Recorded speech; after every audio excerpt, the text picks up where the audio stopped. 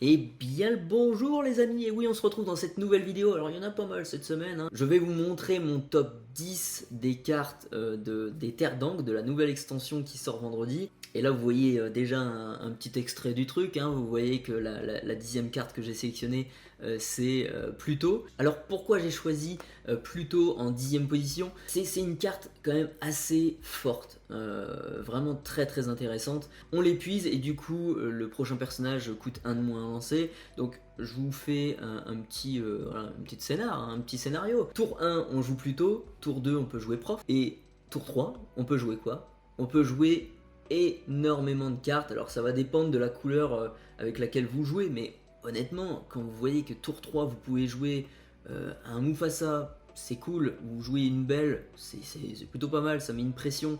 Vous jouez une bête, bah vous pourrez piocher plus de cartes du coup que votre adversaire dès le tour 4. Si vous avez vraiment une main magnifique, j'ai envie de dire, vous avez Jim Hawkins, génial, vous jouez Jim Hawkins, et en plus de ça, vous avez une main ultra parfaite, et bien vous jouez RLS Heritage, ouais, juste après, bah ouais. Quand vous arrivez quand même à avoir plutôt Prof, Jim Hawkins et RLS Heritage tour 3, et vous avez déposé 3 cartes en encre, c'est quand même du beau jeu, voilà, c'est du beau jeu. Voilà.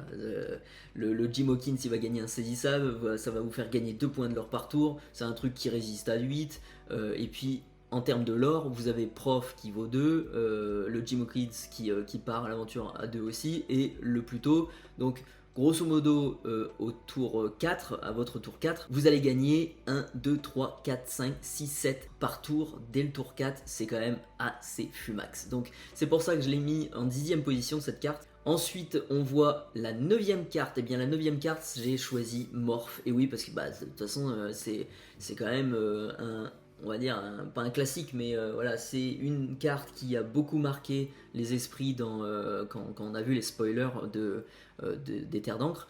Et ma foi, vous avez quand même un large panel de cartes Floodborn avec lesquelles vous pouvez jouer, mais les principales, honnêtement, vous voyez la bête. Qu'est-ce que ça fait de jouer une bête tour 3? Ça, on n'a jamais vu ça. On n'a jamais vu ce cas de figure avec les 2 premiers sets. On a la même chose avec Belle qui arrive aussi tour 3 avec Morph.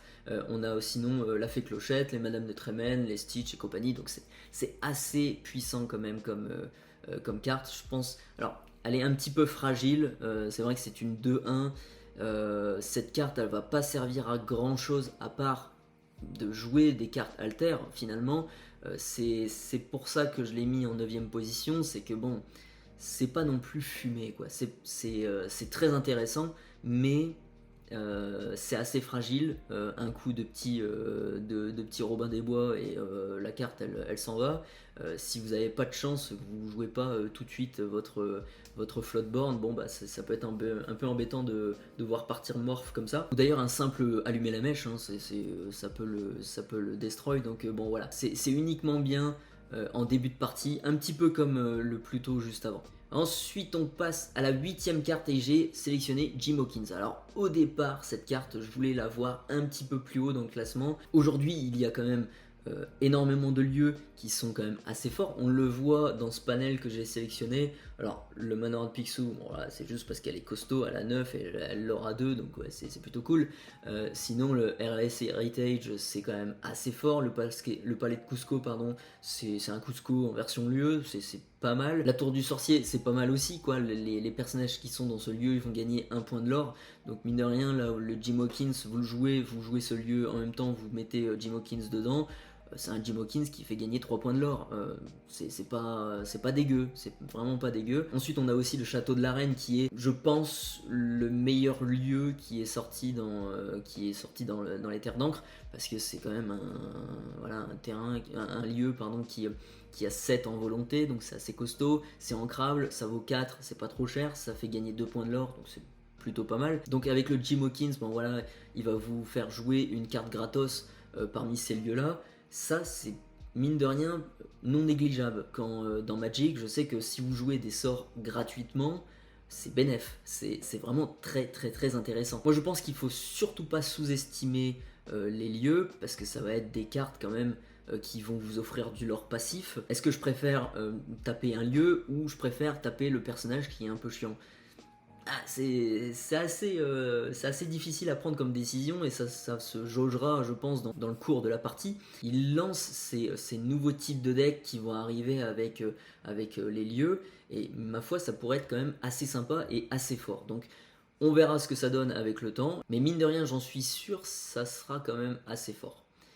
Ensuite, on a le prince Eric en 7ème position. Pourquoi je l'ai sélectionné, ce mec? Eh ben, c'est simple, lorsque ce personnage est banni, vous pouvez choisir un personnage et le bannir. Voilà, c'est très très simple. Ça vaut 4, c'est pas ancrable, mais c'est pas grave, honnêtement. C'est une 2-2, c'est pas grave, elle est là pour se faire bannir de toute façon. Par contre, il aura 2, et ça prouve quelque chose, c'est qu'il est destiné à l'aurer et à bannir quelqu'un. Pour ce qui est des cartes qui ont à peu près les mêmes capacités, on a ça actuellement. On a un Maléfique Dragon qui coûte 9, c'est cher. On a une Namari pareil qui a à peu près les mêmes stats, sauf qu'elle il faut attendre un tour pour dire de voir quelque chose passer.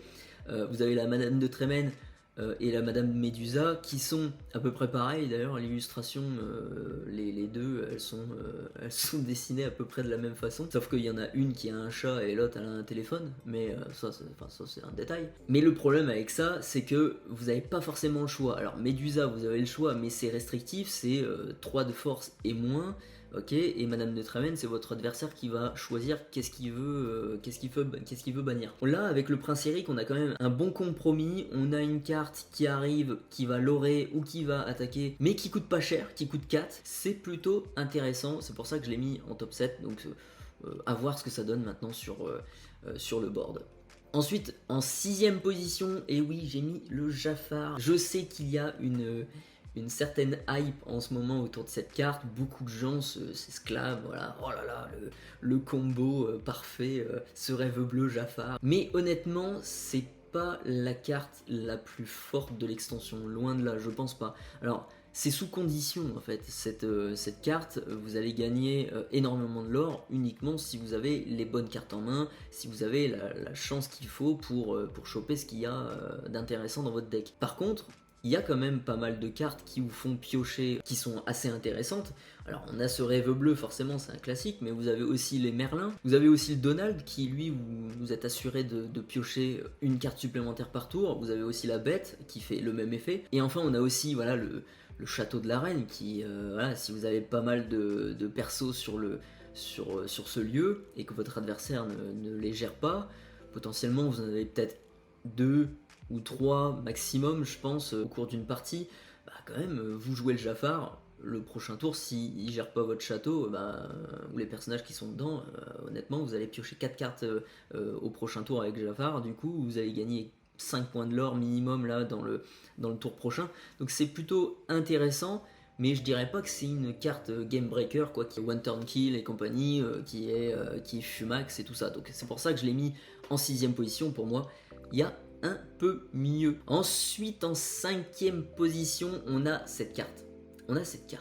Ursula. Alors elle, c'était l'un des premiers spoilers qu'on a vu passer il y a quelques semaines en arrière. Et c'est pas la meilleure carte, c'est vrai. Mais c'est quand même une carte qui, quand elle est arrivée, tout le monde s'est dit « Ah ok, en fait là, nos decks Control, nos decks Steelsong et compagnie, ça va être compliqué de gérer ce truc là. Quand on va se prendre ça, ça va faire mal. » Et effectivement, en fait, cette carte elle a un petit peu chamboulé toute la méta, on va dire, actuelle. Donc c'est pour ça que ça va être une carte, je pense, assez jouée. Et voilà, dans les cartes qu'on connaît, voilà, ce rêve bleu, mes amis de l'au-delà, libérez, délivrez, soyez prêtes, qu'un soudain sur 20 Zeus, c'est des cartes qui sont très jouées et qui seront toujours très jouées, mais là avec cette menace d'Ursula, est-ce que ça sera aussi fort de jouer toutes ces chansons? Je ne sais pas, on verra bien dans les parties. Ensuite, en 4ème position, j'ai mis le Château de la Reine. Et oui, alors ça peut étonner, je pense, pas mal de personnes, mais moi je pense que les lieux sont des cartes très fortes. Ça rajoute quelque chose à votre adversaire. En plus de lui demander de gérer vos personnages, vous allez ajouter des lieux des trucs qui sont là en permanence, qui sont assez costauds mine de rien, qui ont des capacités, qui vous font du lore passif. S'ils ne s'en occupent pas, le truc restera là indéfiniment, et pour le coup si on l'oublie, c'est pas top. Donc c'est ce que je disais tout à l'heure, c'est que voilà, votre adversaire il va faire le choix entre soit je tape son château de la reine, soit je tape son personnage. Et pour moi, le château de la reine, c'est le meilleur lieu qui existe actuellement. Les autres lieux, ils donnent voilà, insaisissable, ils permettent de bannir les personnages adverses. Bon, voilà, c'est cool, mais honnêtement, qu'est-ce qui est plus fort que tous ces trucs-là? C'est la pioche. Dans tous les TCG, la pioche est ultra importante. C'est vraiment ça, je pense, qui fait gagner. Celui qui aura le plus de pioches et le plus d'encre, c'est celui qui va prendre le dessus sur l'autre, quoi. C'est assez logique. Donc c'est pour ça que je l'ai mis en 4ème position. Ensuite, on a dans le top 3, j'ai choisi cette carte-là. Encore une fois, je sais qu'il y en a beaucoup qui seront pas d'accord avec moi, mais cette carte, en début de game, en milieu de game et en fin de game, elle vous sera toujours utile. C'est une carte, je pense, qui est beaucoup plus efficace dans les premiers tours. C'est pas ancrable, on s'en fiche, mais le côté, ça arrive tour 1, tour 2, vous l'aurez à 2, direct, vous mettez un Flynn Rider juste après qu'il aura 2 aussi, qui fait défausser aussi. Voilà, à tous les tours, vous allez l'aurez à 4. Vous allez dire à votre adversaire, voilà, si tu veux bannir ces personnages-là, tu vas perdre des cartes dans ta main, et si t'as pas de piocheur, avec des cartes comme ça, vous pouvez quand même gagner une partie, ça peut aller très très vite. La grosse faiblesse par contre de cette carte, ça va être si vous avez un adversaire qui joue à des Robin des Bois, des Hans, des Fées Clochettes, voilà, ça va jarter assez facilement, aussi des allumer les mèches, des dégâts directs comme ça, c'est sûr que ça va pas être top. Moi je pense sincèrement que cette carte pourrait quand même vachement embêter votre adversaire, ça c'est sûr. Ensuite en 2ème position, j'ai choisi quand soudain sur 20 Zeus, effectivement, c'est l'un des plus puissants anti-bêtes qui existent actuellement dans l'Orcana. C'est une chanson, donc voilà, là c'est vraiment une grosse différence par rapport aux autres anti-bêtes que vous avez, comme le Feu du Dragon ou des trucs comme ça. Là pour le coup, vous pouvez chanter cette chanson sur un personnage, donc c'est bénef. Vous gardez votre encre pour jouer autre chose, et ça inflige 5 dommages à un lieu ou un personnage. Et quand vous regardez les personnages qu'il peut bannir, vous avez quand même des personnages qui sont des personnages quand même assez joués. C'est des personnages qu'on voit dans énormément de decks qui sont, je pense, assurément joués aussi avec cette 3ème extension.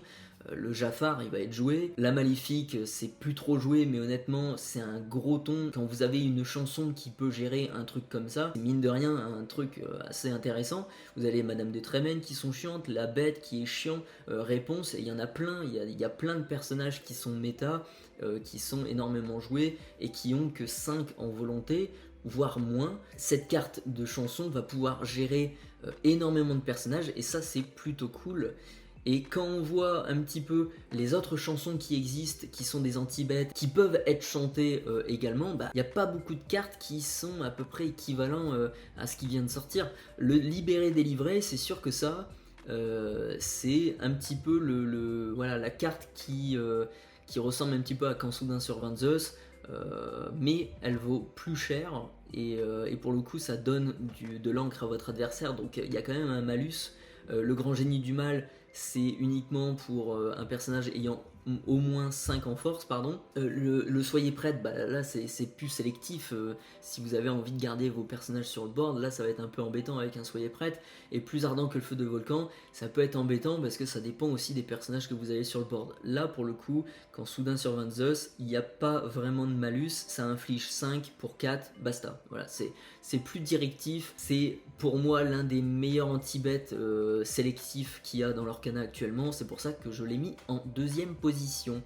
Et on va voir cette dernière carte, le top 1, voilà, j'ai mis cette carte. Elle est pas très belle, là l'illustration est pas faux folle, l'illustration qu'il y a sur la carte enchantée, bon je l'ai pas mis, mais voilà, c'est nettement mieux, hein. La carte enchantée d'Ursula, elle est magnifique. Sa capacité les mecs, chaque fois que ce personnage chante une chanson, vous pouvez rejouer cette chanson gratuitement depuis votre défausse, puis la remettre sous votre pioche. C'est un peu fragile, je suis d'accord, c'est une 2-3. Quand on regarde un petit peu ce qu'il y a comme solution, vous avez quand même pas mal de cartes. Alors, c'est que le début, hein, cette carte, c'est sûr que vous chantez chaque fois que ce personnage chante une chanson, donc du coup, à 3 ou moins, il n'y a pas grand chose actuellement, mais c'est le début de l'Orcana. On en reparle dans 2 ou 3 ans, si le jeu existe encore, j'espère que oui. Il en faut peu pour être heureux, vous allez faire défausser 2 cartes à votre adversaire.